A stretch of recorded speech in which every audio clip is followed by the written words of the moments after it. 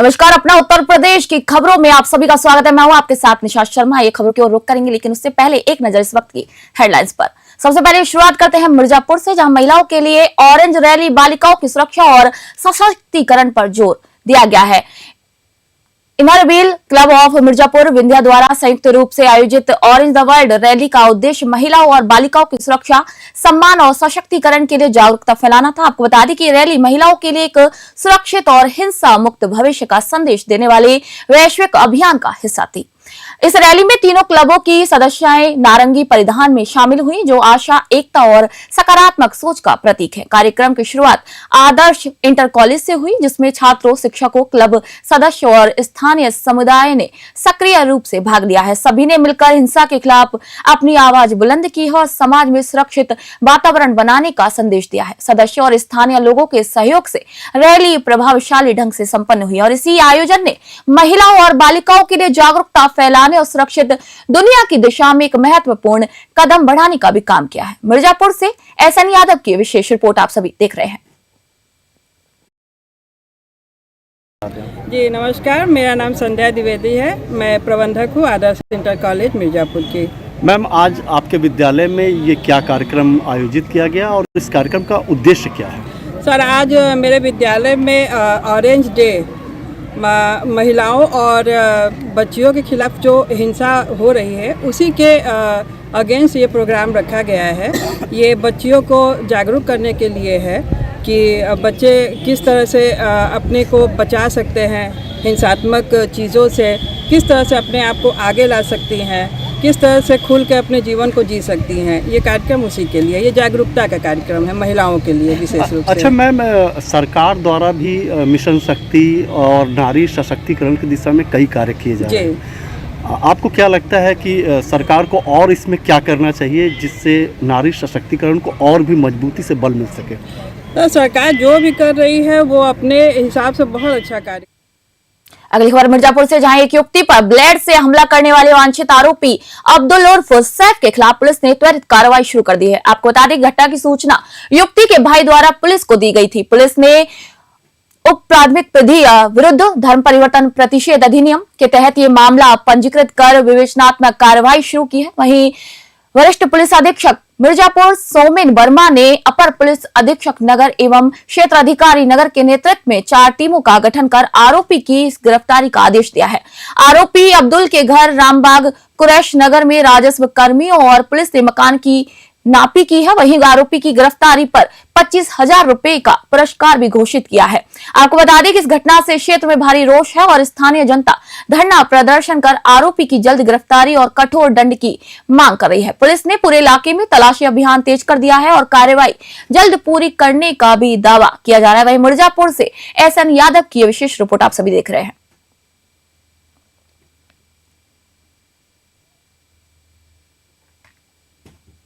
अगली खबर बदायूं से, जहां जिले के सहसवान में एक महिला रुमाना पुत्री स्वर्गीय फुरकान हुसैन ने कोतवाली पुलिस का शिकायती पत्र देकर आरोप लगाया कि नूर आयशा उर्फ बुन्नी, उसका पति अशरफ और उनका बेटा शानू मोहल्ला चौधरी निवासी अज्ञात साथियों के साथ मिलकर उसके मकान के ताले तोड़कर उस पर कब्जा कर रहा है।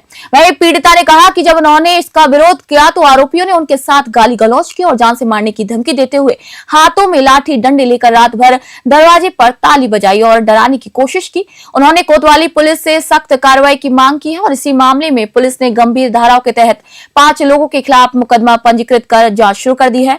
पुलिस का कहना है कि आरोपियों की गिरफ्तारी के लिए कार्रवाई की जा रही है और पीड़िता की सुरक्षा भी सुनिश्चित की जाएगी। बदायूं से अजय पाल यादव की विशेष रिपोर्ट।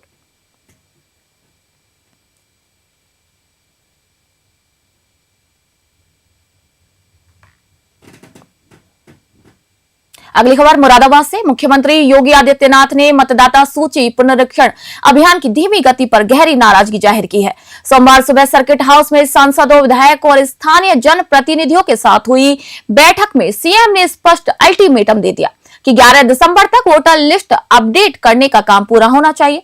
उन्होंने कहा कि केवल प्रशासन पर भरोसा न करें, जनप्रतिनिधियों को खुद जिम्मेदारी निभानी होगी। वहीं प्रदेश भर में चल रहे एसआईआर अभियान के तहत नए मतदाताओं को भी जोड़ा जा रहा है और त्रुटियां सुधारने का काम भी लगातार किया जा रहा है, लेकिन कई क्षेत्रों में कार्य की गति संतोषजनक नहीं है। मुख्यमंत्री ने जनप्रतिनिधियों से कहा है कि वे अपने कार्यकर्ताओं को सक्रिय करें और सुनिश्चित करें कि 18 वर्ष की आयु पूरी कर चुके हर युवा का नाम वोटर लिस्ट में शामिल हो। वहीं मुरादाबाद बैठक में सीएम की सख्ती से प्रशासन और राजनीतिक गलियारों में हलचल बढ़ गई है और अब अगले कुछ दिनों में प्रशासन और संगठन दोनों ही युद्ध स्तर पर काम करेंगे। मुरादाबाद से ब्यूरो रिपोर्ट रामवीर सिंह ठाकुर। किन मुद्दों को लेकर बात हुई, एसआई पर बात हुई, क्या क्या बात? माननीय मुख्यमंत्री जी आज हम लोगों के बीच में आए। उन्होंने संगठनात्मक बात की और वर्तमान समय में जो परिस्थितियां चल रही हैं एसआईआर को लेकर उस संबंध में निर्देश दिए हैं। आप संभल से आते हैं, संभल को लेकर कोई बातचीत करेंगे? नहीं, संभल तो हमारा विश्व स्तर पर चमक रहा है और संभल हमेशा आगे रहेगा। और कोई ऐसा विशेष मुद्दा रहा आज चर्चा में लगभग 1 घंटा? नहीं, बस सबसे जानकारी ली थी उन्होंने और कोई विशेष मुद्दा नहीं। मुख्यमंत्री आए थे, समीक्षा बैठक हुई, क्या क्या मुद्दे रहे? समीक्षा बैठक सम्मानित सभी सांसद, विधायक, एमएलसी, जिला अध्यक्ष, प्रभारी गणों की समीक्षा बैठक थी पूरे मंडल की। और उन्होंने यही विषय रखा कि भाई आप सरकार, भारत सरकार और प्रदेश सरकार की जितनी भी योजनाएं गरीबों के लिए हैं, पात्र व्यक्तियों के लिए हैं, उन्हें आसानी से पहुंच तो रही हैं, लेकिन आप एक्टिव रहकर और सुगमता से पहुंचे और कोई भी पात्र व्यक्ति ऐसा वंचित न रह जाए जो सरकारी योजना का लाभ नहीं ले पाए। इसी के अलावा जो चुनाव आयोग की तरफ से जो एसआईआर चल रहा है, तो उसमें BLO 2 जो हर दलों का है, ये नहीं भारतीय जनता पार्टी का, तो उन्होंने भारतीय जनता पार्टी के लोगों से ये कहा कि BLO 2 को सरकारी BLO का सहयोग करना चाहिए, एक सहायक के रूप में, एक सहयोगी के रूप में। और अब खबर बांदा से है, जहां शहर कोतवाली क्षेत्र के रानी दुर्गावती मेडिकल कॉलेज से एक छात्र कैदी फरार हो गया। फरार कैदी उन्नाव निवासी अतुल सिंह था, जो मंडल कारागार में सजा काट रहा था। उसे इलाज के लिए मेडिकल कॉलेज में भर्ती कराया गया था, लेकिन इस दौरान उसने पुलिस की सतर्कता का फायदा उठाकर भागने में कामयाबी पा ली।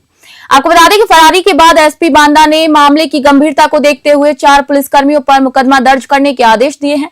आरोप है कि सुरक्षा में लापरवाही बरतने के कारण कैदी रफू चक्कर हो गया। बांदा पुलिस ने फरार कैदी की तलाश तेज कर दी है, वहीं आसपास के इलाकों में पेट्रोलिंग भी बढ़ा दी है। एसपी के निर्देशन में टीम गठित की गई है, जो हर संभव प्रयास कर कैदी को पकड़ने में जुटी हुई है।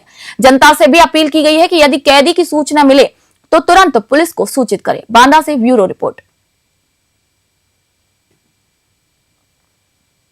जेल में निरुद्ध चोरी के अभियोग में गिरफ्तार बंदी का रानी दुर्गावती मेडिकल कॉलेज में इलाज चल रहा था। उसके पैर में चोट लगने के कारण उसका अस्पताल में इलाज चल रहा था। उसी दौरान पुलिसकर्मी जो कि उसकी निगरानी में लगे थे, उन्हें चकमा देकर भाग जाने में वो सफल रहा और इसी के क्रम में समीचीन धाराओं में अभियोग पंजीकृत कर लिया गया है।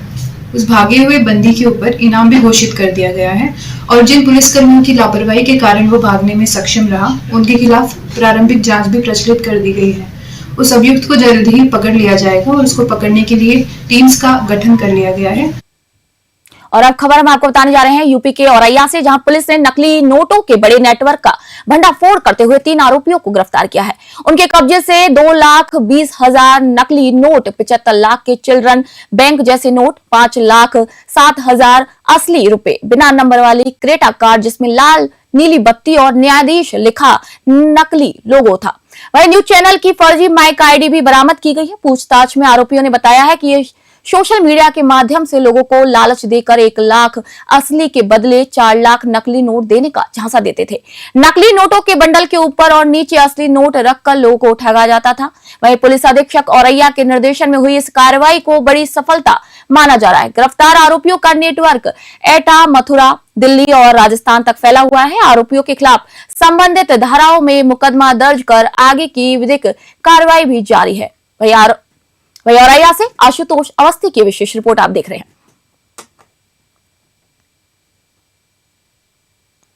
देखिए, आज दिनांक 8 दिसंबर 2025 को औरैया कोतवाली की टीम, सर्विलांस और एसओजी की संयुक्त टीम द्वारा 6 टप्पेबाजों को गिरफ्तार किया गया है।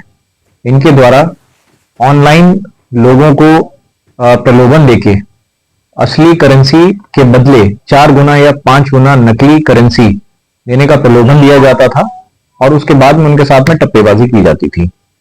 इस क्रम में 6 लोग गिरफ्तार हुए हैं। मनीष पचौरी, ये रहने वाला एटा का है, मुनीश चंद्र निवासी एटा, राहुल शर्मा निवासी मथुरा, दलीप पुत्र पूरन सिंह निवासी मथुरा, आकाश विजपुरिया निवासी नई दिल्ली और इंद्रजीत यादव निवासी राजस्थान।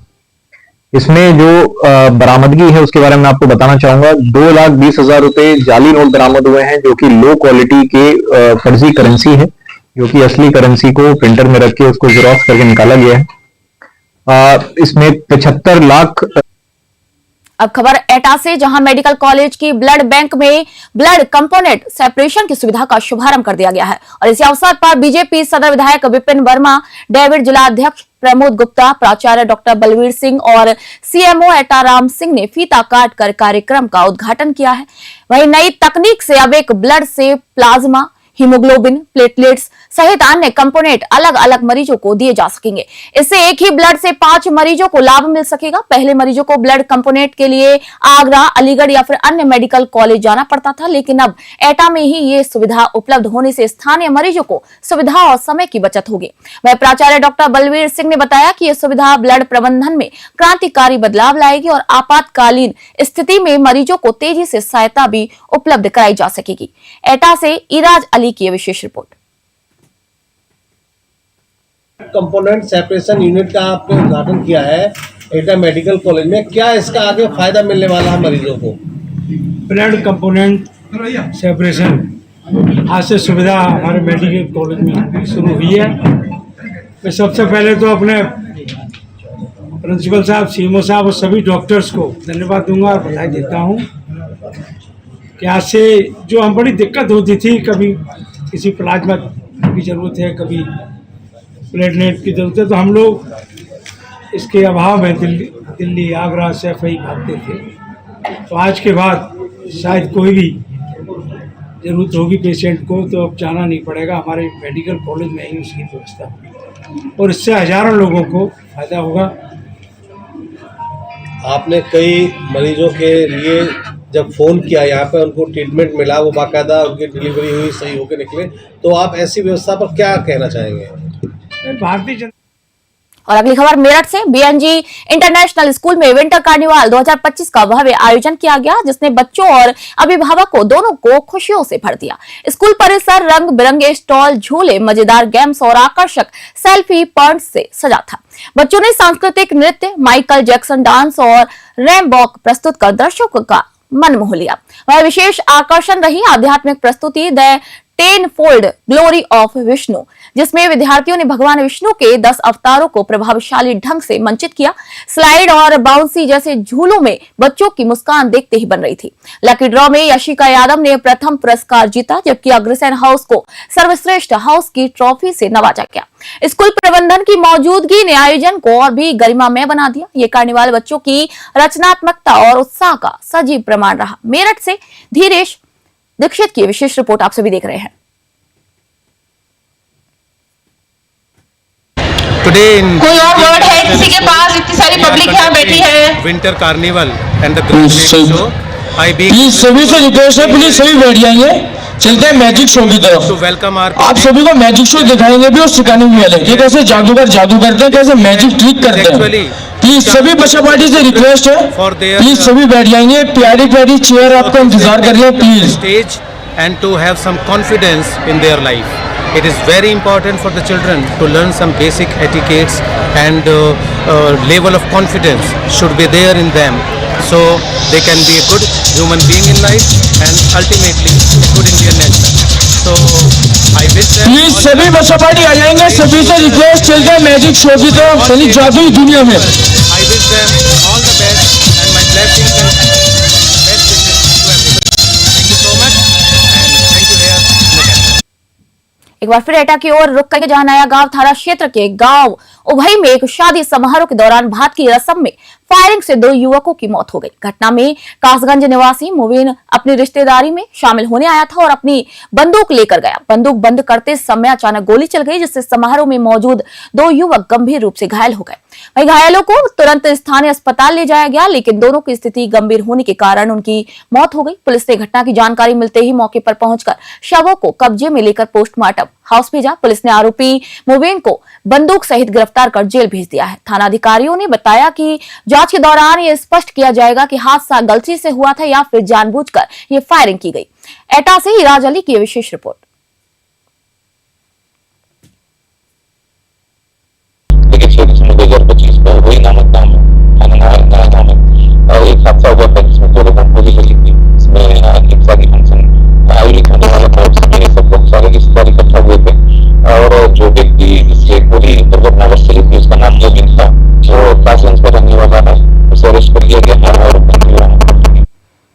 अगली खबर मुरादाबाद से। भोजपुर थाना क्षेत्र की महिलाओं ने सोमवार को मुख्यमंत्री योगी आदित्यनाथ के मुरादाबाद दौरे के दौरान सर्किट हाउस के बाहर रोते बिलखते हुए न्याय की गुहार लगाई।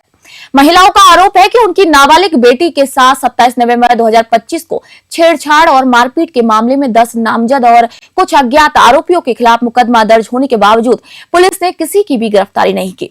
वहीं महिला परिवार के साथ मुख्यमंत्री से मिलने आई थी ताकि आरोपियों की गिरफ्तारी और न्याय सुनिश्चित की जा सके, लेकिन पुलिस ने उन्हें मिलने से रोक दिया। विरोध स्वरूप महिलाएं सड़क पर लेटकर प्रदर्शन करने लगी। स्थानीय प्रशासन ने महिलाओं को समझाकर थाने भेज दिया। वहीं परिवार ने बताया कि पुलिस बार बार टालमटोल करती है और आरोपियों की गिरफ्तारी नहीं करती है, जिससे उनकी नाराजगी और आक्रोश बढ़ गया है। मामला न्यायिक कार्रवाई और पुलिस की सक्रियता पर सवाल खड़ा करता है। मुरादाबाद से ब्यूरो रिपोर्ट। हम 30 बारी एसएसपी करते मिले, हमारी कोई सुनवाई नहीं करते हैं और पॉक्सो कैसे थाने में हमें बुला के मार दिए पुलिस। बहुत ज्यादा इतना बुरा मार दे, हमारे सब में नील बड़े बड़े। कौन दरोगा जी? इधर अली दरोगा जी है। चलिए आप ही करवा रहे हो। तैनात कौन सा थाने का? कहाँ तैनात है? थाने का इसके साथ रेप करा 4 लड़कों ने। 2 महीने हो गए, केस को भी कोई सुनवाई नहीं कर रहे। भोजपुर थाने से कोई सुनवाई नहीं कर रही हमारी। हो जाएगी सुनवाई। मर के आएंगे, हमें कोई इंसाफ नहीं मिल रहा है, कोई इंसाफ नहीं मिल रहा है। एटा की एक और खबर के रुख करेंगे, जहां भारतीय किसान यूनियन के जिला अध्यक्ष पंकज सिंह के नेतृत्व में सैकड़ों किसानों ने बिजली विभाग के मुख्य अभियंता कार्यालय के सामने धरना प्रदर्शन शुरू कर दिया। किसानों ने विद्युत विभाग की कार्यशैली और कर्मचारियों की लाल फीताशाही के विरोध में अपनी नाराजगी जाहिर की। धरना प्रदर्शन में शामिल किसानों का कहना है कि विभाग द्वारा कई बार की गई शिकायतों के बावजूद समस्याओं का समाधान नहीं किया गया। वहीं किसानों ने बिजली कटौती, मीटर और शुल्क से जुड़ी समस्याओं को लेकर अपनी मांगे प्रशासन के समक्ष रखी।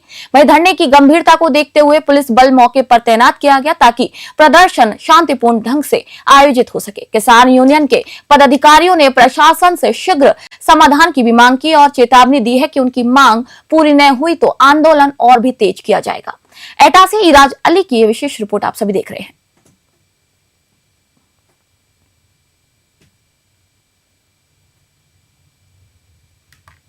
और यहाँ से एक और बड़ी खबर, जहां बुंदेलखंड एक्सप्रेसवे पर एक तेज रफ्तार ट्रक पलटने से दर्दनाक हादसा हुआ। हादसे में ट्रक चालक की मौके पर ही मौत हो गई, जबकि कंडक्टर गंभीर रूप से घायल हो गया। जानकारी के मुताबिक खनन अधिकारी अपनी गाड़ी को आगे लगाकर ट्रक को रोकने की कोशिश कर रहे थे। इसी हड़बड़ी में ट्रक अनियंत्रित होकर पलट गया। वही सूचना मिलते ही थाना अजीत मल पुलिस घटनास्थल पर पहुंच गई और घायल कंडक्टर को तत्काल अस्पताल भी भेज दिया गया। वहीं मृतक के शव को कब्जे में लेकर पंचायतनामा पूरा किया गया, पोस्टमार्टम के लिए भेजा गया।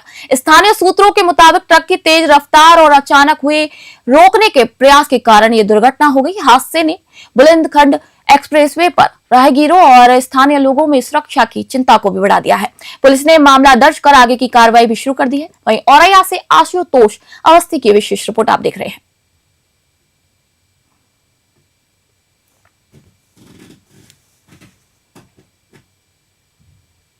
तो अपना उत्तर प्रदेश की बुलेटिन में आज के लिए इतना ही। मिलते हैं और नई खबरों के साथ, तब तक के लिए मुझे दीजिए इजाजत। नमस्कार।